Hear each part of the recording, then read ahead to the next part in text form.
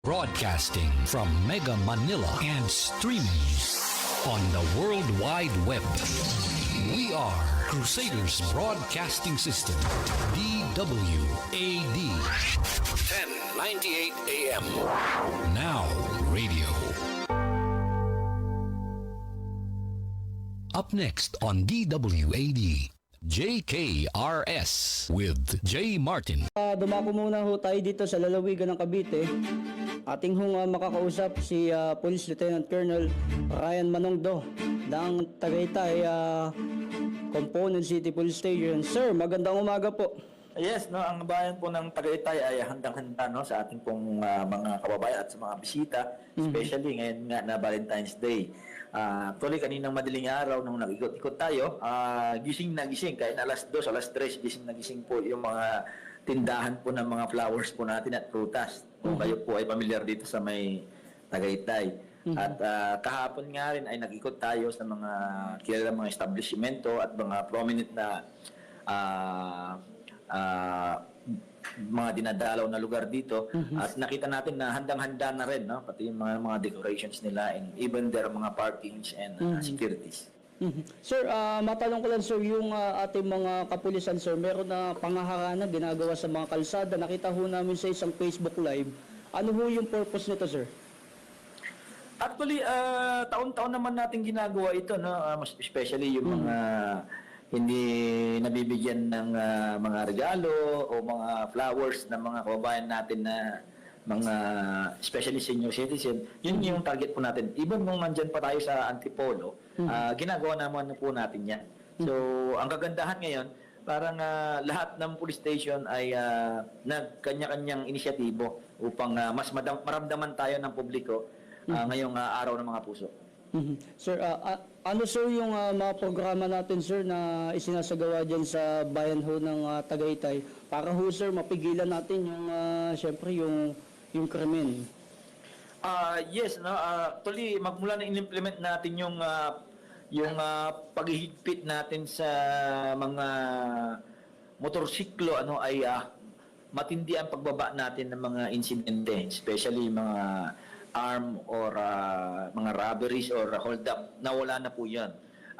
Dahil po sa pinaigting po natin na implementasyon ng batas trapiko at especially yung mga impoundable offenses, doon tayo nag-concentrate. So, naging tahimik ang ating Tagaytay at kitang-kita po, base po sa numero, na malaki ang ibinabang insidente po. Talagang napakaganda sir. Kumusta sir yung coordination natin sa mga barangay sir para mismo sila makatulong din sa ating kapulisan?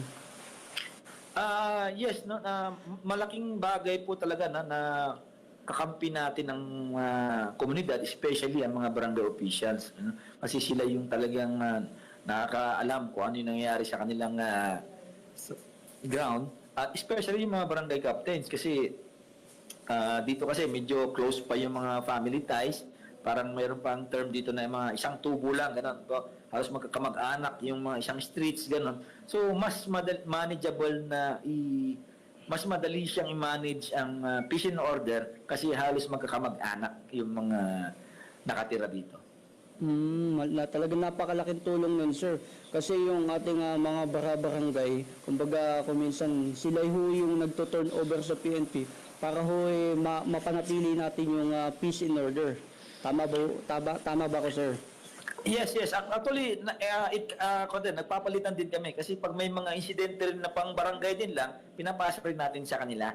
Yung, kasi nga, para mabawasan na yung inaakyat natin na kaso sa prosecution o sa prosecutor's office at lalo sa korte. So, may mga bagay kasi na mga malilit lang naman na pwedeng pag-usapan sa barangay level, binababa natin sa kanila kahit na kami ang tinawagan.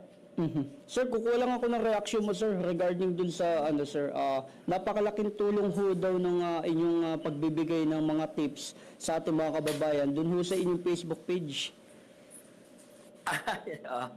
Maraming salamat naman po. Actually, ginagawa ko po ito kasi nakikita ko po na isang responsibilidad din sa atin po na may mga na-experience tayo na ako kasi mga 10 years na lang tayo sa serbisyo. So, nagtatanim tayo na yung mga second generation, third generation na papalit sa amin ay mas magaling pa sana para mas maging responsive sila at mas panatiling mas tahimik yung komunidad natin pag sila naman na ang namumuno. Tsaka sir, mabilis na nakakapag-report kung minsan sa social media pinadadaan yung mga crime na mabilis natin na-adapt, di ba sir? Yes, alam na alam yan. Nung nagkasama tayo dyan sa Antipolo, no? May mga insidente tayo, yung mga banggaan, yung mga robbery incident. Nasusolve natin dahil sa nakikialam o nakikiisa ang publiko pag napapanood nila yung mga CCTV na pinopost natin. Nabibigyan tayo ng mga informasyon at timely na responses para masolve natin yung mga krimen na nangyari. Sir, doon naman sir sa sinasabing paano natin isinasagawa yung transparency and accountability dyan ho sa ating mga kapulisan dyan ho sa Tagaytay. Yung transparency natin will record na, no? Lahat kasi ng activity natin na naka-report yan eh. So isa yan sa mga nilecture ko doon sa vlog ko na paano mo malaman kung ang police ay tamang ginagawa niya. Yan ay kung kaya niyang gawa ng report. So pag hindi nagawa ng report ang isang bagay, magduda na tayo. So yun yung lagi kong mantra na kung hindi nyo kayang papilin yung gagawin nyo, ibig sabihin, maaaring illegal ito. So huwag nyo gawin kung hindi nyo kayang i-report or gawan ng dokumento. Sir, ano yung magiging mensahe mo dun sir sa mga kumbaga mga pulis sir talagang magmamatigas sir? Ano yung magiging mensahe mo sir na hindi susunod? Yung mga pulis natin na nagmamatigas, na nabalitaan naman natin na dire-diretso yung mga inyangaring insidente na involve yung mga kapulisan, mga hazing, mga maling practice sa illegal drugs, no? Sana ma-realize nila na hindi kami prone sa mga ganyan, no? So we are susceptible sa mga kaso. So mahalin niyo yung serbisyo niyo, mahalin niyo yung apelyido niyo. Wala nang dahilan para hindi natin mahalin ang PNP at ibigay ang totoong serbisyo natin kasi mahal na tayo ng PNP, ng gobyerno natin. Binigay niya na yung mga benepisyo namin, pinatasan niya ang sahod, lahat ng mga benepisyo and everything. So wala na pong dahilan na magmamatigas tayo. Wala na tayong ibang gagawin kundi suklian natin ito ng tamang pagsiservisyo sa mga kababayan po natin. Okay sir. Sir, ano magiging mensahe mo sir sa ating mga tagapakinig dyan ho sa Tagaytay ngayong araw ng Sabado sir? Yes, sa mga kababayan po natin dito sa Tagaytay, unang-una, maraming salamat po at napaka peace loving people po ng Tagaytay, no? Maliban siguro na malaking bagay na nasa malamig na lugar at maganda ang kanyang nakikita no malapit sa langit.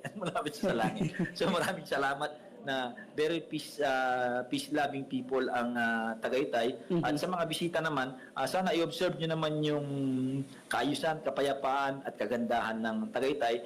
Bilang bisita dito na umangat, sana po ay respetuhin nyo ang mga batas, mga alituntunin at mga ordinansa na pinapatupad ng siyudad ng Tagaytay upang mas mapanatili ang kagandahan nito at katahimikan nito. Maraming salamat Police Lieutenant Colonel Ryan Manongdo mula ho dyan sa Tagaytay Component Police Station. Sir, maraming salamat sa oras. Happy Valentine's. Maraming salamat din, Jay. Happy Valentine's. Salamat sir, mabuhay kayo. Ayan o, tinapakinggan si Police Lieutenant Colonel Ryan Manongdo, ang naturang hepe ng Tagaytay Component City Police Station. At talagang kung makikita nyo, napakaganda ho ng naging paliwanag ni Colonel Manongdo. Alam nyo ho, itong si Colonel Manongdo, matagal ho kaming magkasama.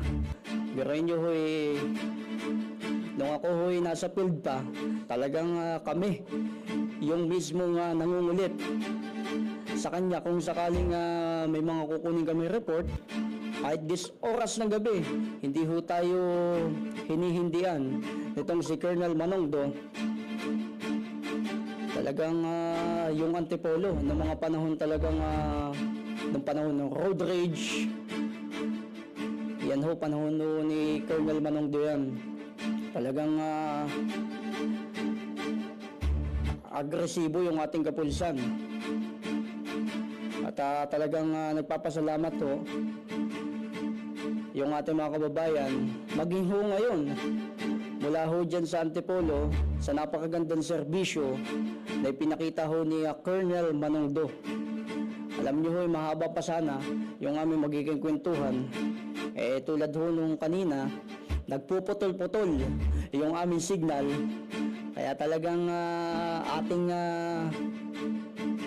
binilisan yung ating mga katanungan na siya mismo yung mga pagpaliwanag na talagang napakatahimik ng bayan ng Tagaytay.